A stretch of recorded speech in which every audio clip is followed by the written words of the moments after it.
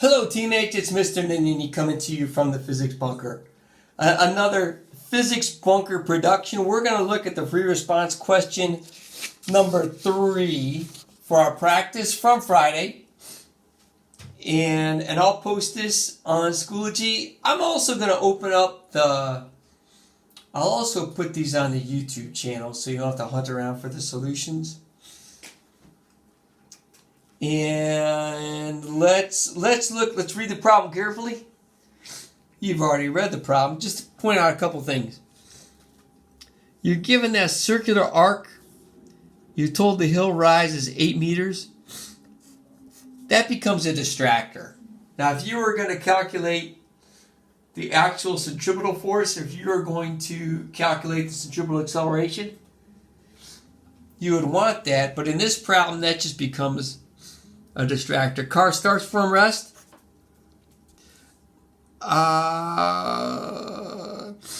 Given mass, given distance, you're going to see it changes to a conservation energy problem here. It's going to coast. Assume energy losses due to friction and resistance are negligible. Recall that negligible means you can ignore them. And it's got a whole bunch of calculations. It's very interesting for a College Board AP Physics 1 exam.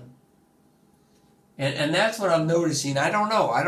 I'll talk to my teaching teammates and see if they're detecting the same kind of pattern. A lot of these seem to be very, very calculation heavy. It's very interesting. Very interesting. But this is nothing you haven't faced before. You've seen problems very similar to this. So I think that's all I want to talk about there. Let's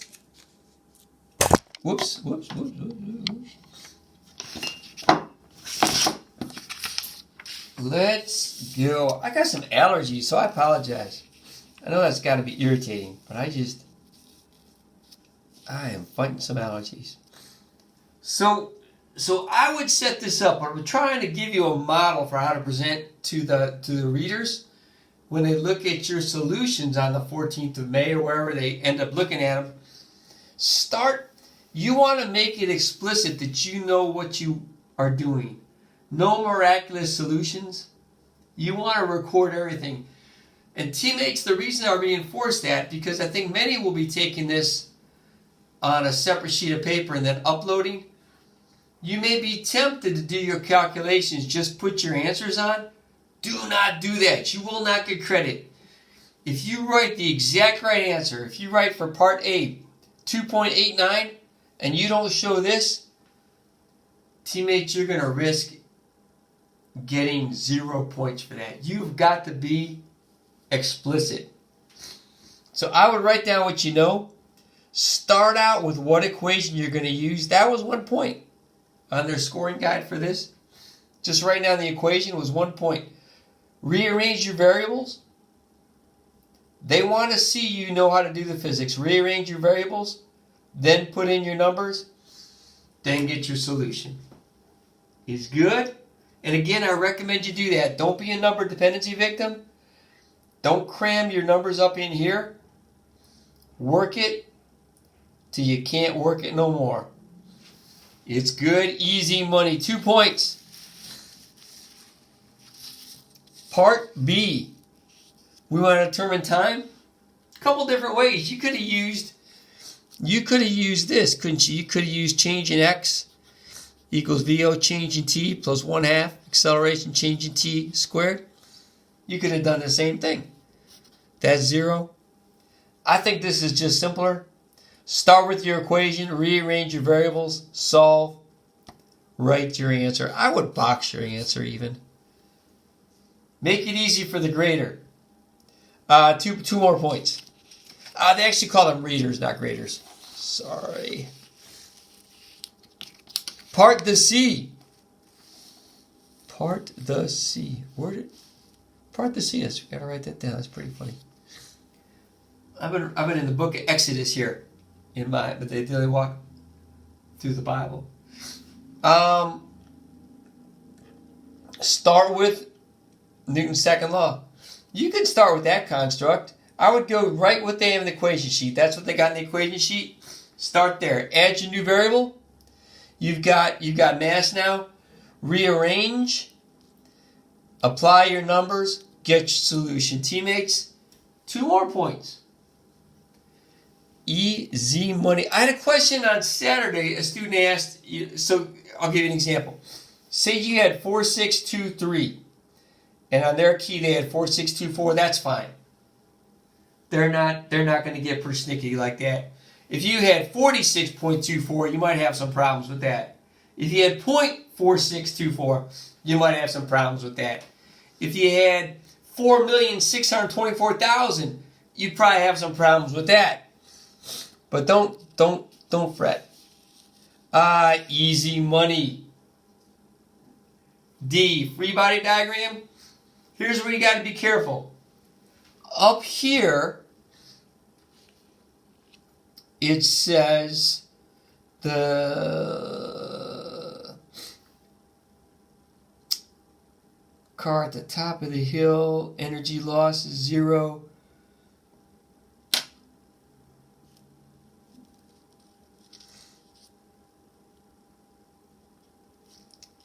It's gonna coast, and so when it's telling you it's gonna coast, it's gonna, when it reaches the beginning of the hill and then coasts with the engine off, that implies there's no horizontal forces.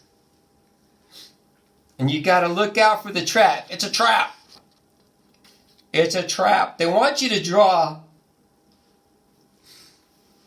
because they're looking for students that just memorize patterns, right? And this isn't the calculus test. They don't want you to memorize patterns. They want you to know what you're doing. And so they're looking for you to say, well, the car's moving this way, so I'm going to draw a force diagram. You don't want to do that. Easy money. Force normal up, force gravity down. You can put mg. You're given the mass of the car. You can sure do that. I would leave that force normal because the forces aren't balanced. Because you know it's got a part of that motion, essentially uniform circular motion. So our normal force is going to be less at the top.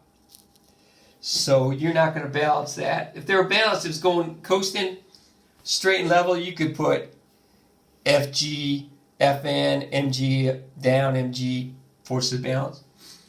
But here's what you got to watch. You get a point for identifying force gravity or mg. You get a point for identifying force normal. On this key, they didn't say anything about the vector lengths, but I drew that shorter because that's the right thing to do, because that force normal is going to be less. Your center seeking force is down towards the center of that curve, that turn. No, the hill, sorry. You lose a point if you draw an applied force. If you draw a friction force, you're going to lose a point for that. So read carefully. Hot diggity dog. Part E. Part E asks us, calculate the min speed the car must have at the top to momentarily lose contact. Boy, oh boy, we did one just like this. I think we did. I sure did it in regular physics. I hope I did it in AP physics.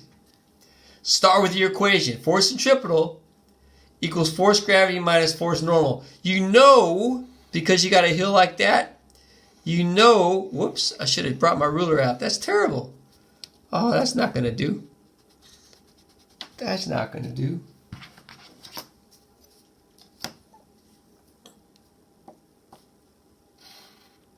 You know your force gravity is greater than your force normal because you got your center seeking force. It's going to be down towards the center. So force centripetal equals force gravity minus force normal. Start there. Start with just setting it up. Then you can put your equations in. Because, and I would write this, for this kind of problem, I'd be articulate. Force normal 0 if the car not in contact with the road. So you want to figure out what the velocity is when that car is no longer in contact with the road. In that case, in that case, force normal is 0, right? Force normal is the force perpendicular to the surface. If your object is not on a surface, there is no normal force. mv squared over r equals mg. We don't need no stinking masses. Cancel your masses. Solve for v. You could have taken this a next step. You could have gone v squared equals gr and then took the square root. But I would walk that through. No miraculous answers. Teammates, they want to see you do these steps. You're brilliant. You can do this. You can say, all right, there I am. They don't want to see that. They want you to walk the dog all the way home. Then put your numbers in. 14.14 meters per second. 2 points. Easy money. Last problem. It changes conservation of energy. And like I said in the video, the look ahead for our week, I think we should expect problems like this. I think we should expect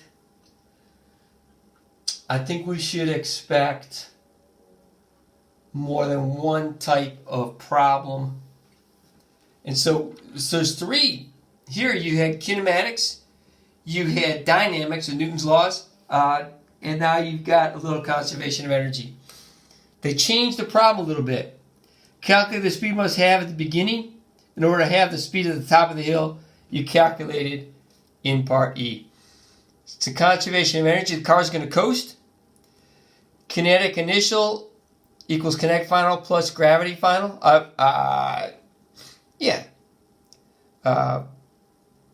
Gravitational potential energy final.